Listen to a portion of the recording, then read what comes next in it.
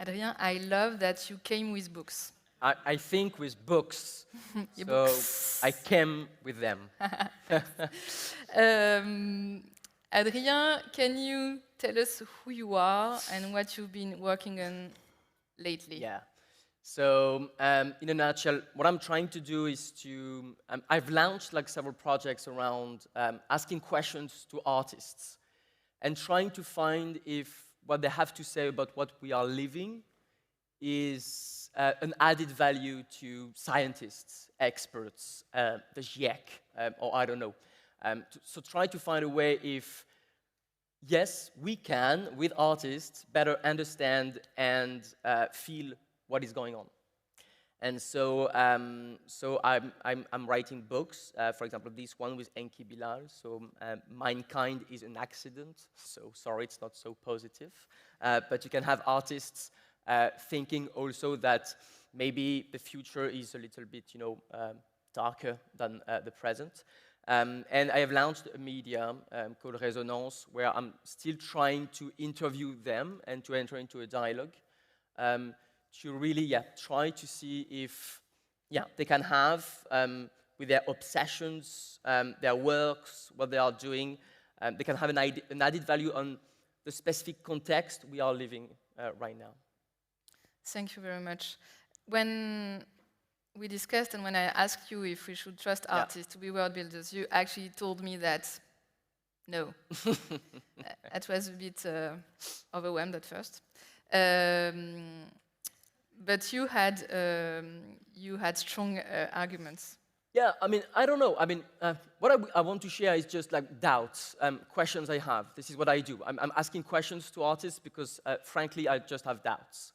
And the thing is, I think there are so many misconceptions and misunderstandings around when we talk about artists and what can do stories and storytelling to the world. For me, misconceptions of this. And I have even written a book telling about why only us human beings are telling stories and where it just came from. And you have very strong ideas. First, it's not because you have a positive story that you will have change. It is absolutely not true. Because you can have amazing positive stories in the world. You can watch a movie super positive and still being the same and doing the same mistakes. You can also have very bad stories and be a better person the next day. So, and it's named catharsis. And catharsis is coming from theater and ancient Greece. So, the link between stories and change is super complex. And there is storytelling and there is story acting. And this is not the same. So, that's why I don't know. So first, I don't know. And there are many things like this. When you think, okay, for example, and I've said to you, you said to me, okay, Adrien, so I think you agree that we need more positive stories.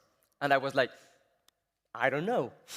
Because yes, of course we need positive stories. We all like a good story. Of course, happy ending. And you can have a very tough story, but at the end, it's a happy ending. So again, it's a little bit more complex than just a positive story. What is a positive story? Is it some shitty obstacles and challenges along the way, and at the end, it's positive? Is it a positive story? I don't know. So the thing is, for me, for example, you have many artists who are creating positive stories and positive things. For example, I took this book from David Hockney. So you know David Hockney is now living in France, in Normandy. So during COVID-19 period, he has done amazing work with the iPad. So he has an iPad now. He's almost 90 years old, so it's crazy. So he's working with an iPad, and he has done amazing, landscapes to Normandy. Spring was coming in 2019, and he was drawing and painting this. I mean, if you take a look at these paintings, you can believe that maybe by taking a look at this, taking the time, you will connect to nature. You will see nature changing. Maybe you will develop, a different kind of link with nature, and it exists. I mean, it's David Hockney's work, so maybe you need time to go and to deep dive in it. And we have positive stories. So this is all my questions, what I have. And you have, and I mentioned this book because it's frankly amazing. It is a book, Apprendre à voir in French, so learn how to see in a way. So it is Estelle Zong-Mengal. And she has done an amazing book by saying that through his story, you have many painters, many artists that who have built positive stories, and positive stories with nature, not against nature, with nature, with a different kind of just link with nature. And like the 19th century and the 20th century, so it exists. Maybe it's invisible, maybe we don't take the time, maybe institutions are not showing this at the same level, I don't know. But the misconception for me is it doesn't exist, and we need to make this just existing. It's, for me, a little bit more complex than this. But as humankind, why do we need stories if they are not impacting our world, actually? So they are impacting. Of course, you can have many consequences and many effects of a story. But we tell stories every day. Many, many, many stories. And they don't have the same impact on us. So it's not because you have a story that you have an impact. It is just not true. You need to have a very good story. Well built. You need to listen to the story. Maybe you need to think back to it, to come back to it. Maybe it's a story that will be repeated. Maybe you will be more sensitive to watching a movie than reading a book, or watching a painting than listening to music. So you have even the medium of the story. So it's, again, of course stories, they have impact, but it's so, it's way more complex than just saying, okay, you need to tell a positive story and you will see the change will come. Yes, I would love this, but, I mean, with all the catastrophes we are living, we all know that it is not true. Yeah. And Cedric and many of the previous people here said, okay, we know what to do in a way. We know from the GIEC, we know what to do. We need to take way less the plane. We need not to eat too many red meat. We need not to use fossil fuel. We know. I mean, we know many things. But for stories, it's kind of the same. We have stories. We have authors who are thinking about a better future, living in peace, less inequalities. So we know. But the thing is how to change. So it's a little bit different. It's no more just about building a story. It's building a story that will have a true effect, which is already not the same and very, very complex in a way. So again, still doubts, but it's what it is. And we've seen with our previous speakers that artists, or at least some of them, they feel the responsibility to create new narratives. Yep. But at the same time, everybody is creating new narratives as well. Yep. I mean, they can be political ones, they can be brands, and so on. Sure. So it's a bit like this power of stories. Maybe it has been maybe not confiscated, but you see the idea. Yep. From artists? Again, I mean, Francis Bacon, through his life, refused to explain his work, to explain what story is in it. He refused it. Pierre Soulages refused to explain why black, why this, the evolution of my work. He refused it. I don't want to explain anything. There is no story behind. This is coming from me, but, they refused this. So again, I don't know if every artist wants to explain and to build a story around their work. I don't know. And imagine if we ask tomorrow to every artist, okay, now you should engage yourself in saving the planet. You have a responsibility. You are on duty. Political responsibility. Many artists will say, if you say this to me, I don't have the same freedom of speech, freedom of expression, because now I can create without boundaries. I am creating to save the world, which is not the same. So again, I'm with the artist I interview, I dialogue with, these are true questions. If I engage myself a little bit more, by creating, for example, a positive future, now I have a political, viewpoint on the world. And so now the place I'm coming from is changing. So maybe I can accept it, of course. But some of them, they are like, I don't want this. I want to keep my freedom, just 100%.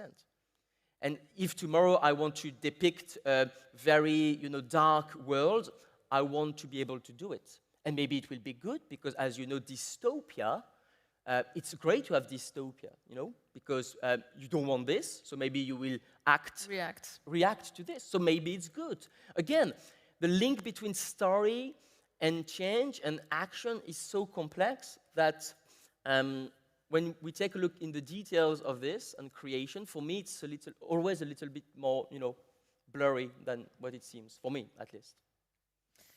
And your personal opinion, because you share dApps, but... I'm thinking with books.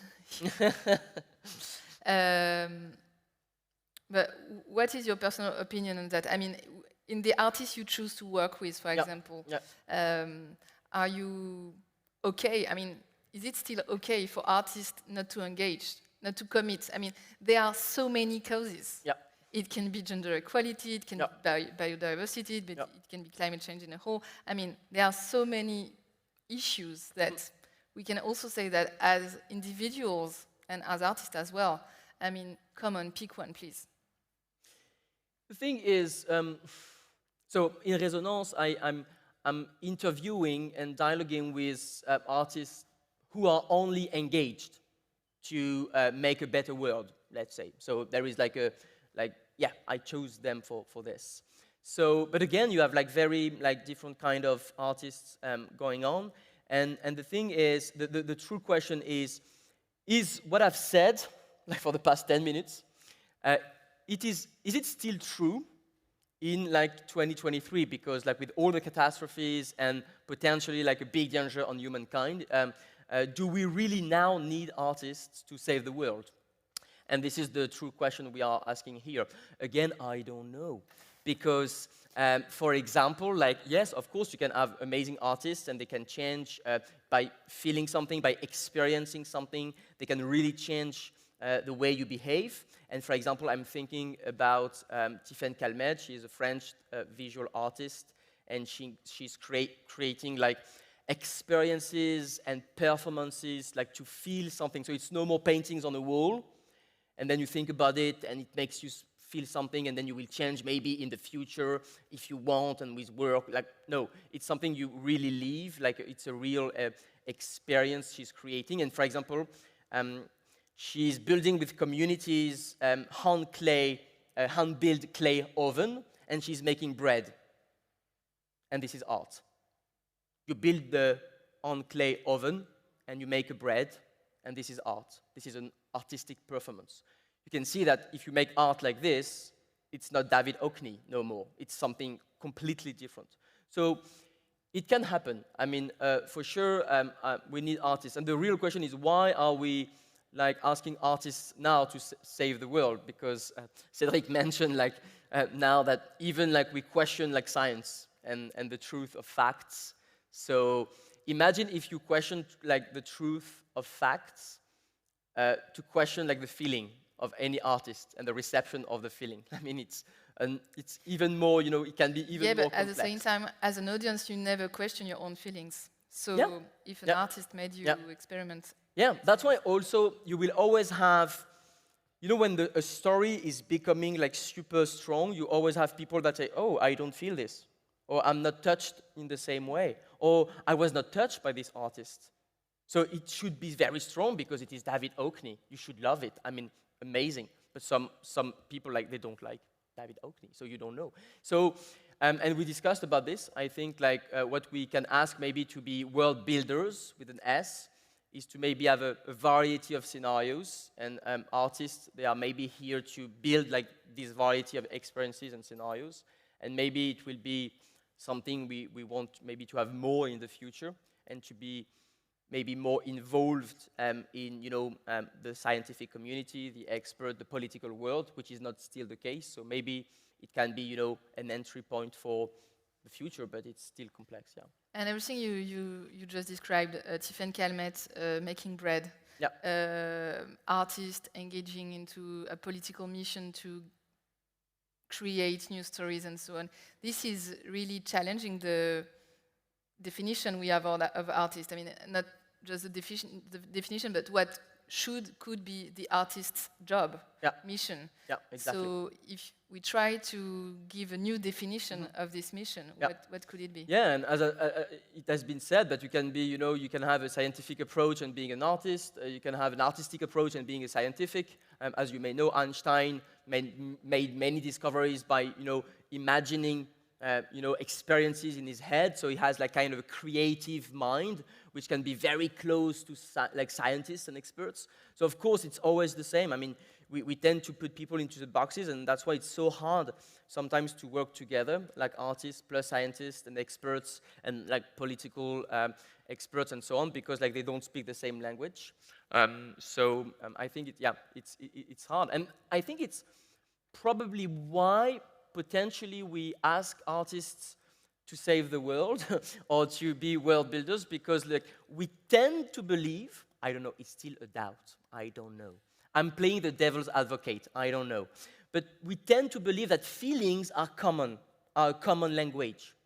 And because we tend to think that everyone can feel something, maybe artists with this entry point can be a good way of, making a new basis for the future. Maybe it's, why today we are asking so much about like the artists to come like in the dialogue to build a future. But again, so what you're saying that feelings are maybe not a shared basis for. Not the same. I don't know. But in my book, I'm asking because my afterthought is that we have. I mean, this is a very inspiring conversation, but I always have the fear that we are a lot European, French-centered, or for sure. For sure. Yeah. So this is maybe a question that if we ask this question with a really global perspective, or maybe the previous session was questioning as well this developed countries and stuff, ideas. If we try to ask ourselves this question with another perspective. Yeah, that's why you need to ask this question also. Like in the book, I have like written about like stories. Like for example, if you watch a Japanese anime, for example, you will see that the structure of the story will not be the same as like European-centered stories for different reasons. And for example, they have the ability to have not an happy ending. They can love sad ending. And in Japanese way of thinking, it's okay. You should not always to have an happy ending, and that's okay. But it's a big difference, because if you are French and you take a look at a movie and at the end it's very sad, you are like, oh shit. And if you take a look at an anime and at the end it's sad, you are like... You can love to be sad, but still you're feeling sad. Yeah. And so that's why, again, the perception of stories, the way you live them, you experience them, it's complex. And again, I'm repeating this, I'm playing the devil's advocate, okay? Of course, we need more positive stories, we all agree, and we should have them. Of course, artists should be here and way more in the society to build the future, of course. But in the details, what I experience on a daily basis with artists, it's even for them, it's hard. Because for now, the discussion is from us, Someone, taking a look at a painting or experiencing the work of an artist. But there is also the point of view of the artist, like himself or herself, and it's hard. And for example, like Enki Bilal in my book is saying, because so Enki Bilal is always for the past 50 years, he has always built like a dystopia. So the future is bad, and it's the end of the game. Okay, so I ask a question. Okay, why? Because you have like a great talent. Why, maybe you can make a cool story, a funny one, a beautiful one. And if I'm doing this, people maybe will believe that it's possible. And now I will have a burden on my shoulders, a responsibility, and frankly, I can't do this because I feel that I'm not aligned with this. And it's, what can you say? Yes, also because he's feeling that in his cells. And this is maybe the difference that we can finish with. I mean, stories, they have impact on our imagination and everything. But what you're describing with Tiffen Calmette was Cedric was describing with solar sound system and everything, that the responsibility is maybe to make people really live something. And because the gap between fiction and experiencing something. Yeah, and again, so many questions. I mean, should art always be useful? Have a concrete utility? I don't know. And if you say this, it means that the artist himself or herself has the ability to think about and to know everything about the future, and to believe that maybe we are living in the Anthropocene and with many catastrophes, and maybe it's not the case. So again, yes, but it's for me way more complex than this. And yes, we see, and it's not new, but like the development of many experiences and performances and the way to live things. And I think that there is a great amount of artists toward this, and all the scenarios that were described. You have also Narratopia, which is a project led by Daniel Kaplan, trying to have many positive stories about the future and to transform them into experiences. So I think if we take a look, we have many things, and I hope by testing it. And it's a good way to finish. Because testing is not thinking about the future, it's actually living in the present. Exactly. So to test it, Gilles Deleuze, the postmodernist philosopher, said that creation is testing. So if there is only one value to art, it's testing. So if you create something, so he said, creation is having an idea. So if you create, you think. So this is the first step of Gilles Deleuze's philosophy. Creation is having an idea. And second, creation is testing a new world. Well, maybe we can stick to this and believe strongly to Gilles Deleuze on this. Thank you, Gilles. Thanks a lot, Adrien, for this.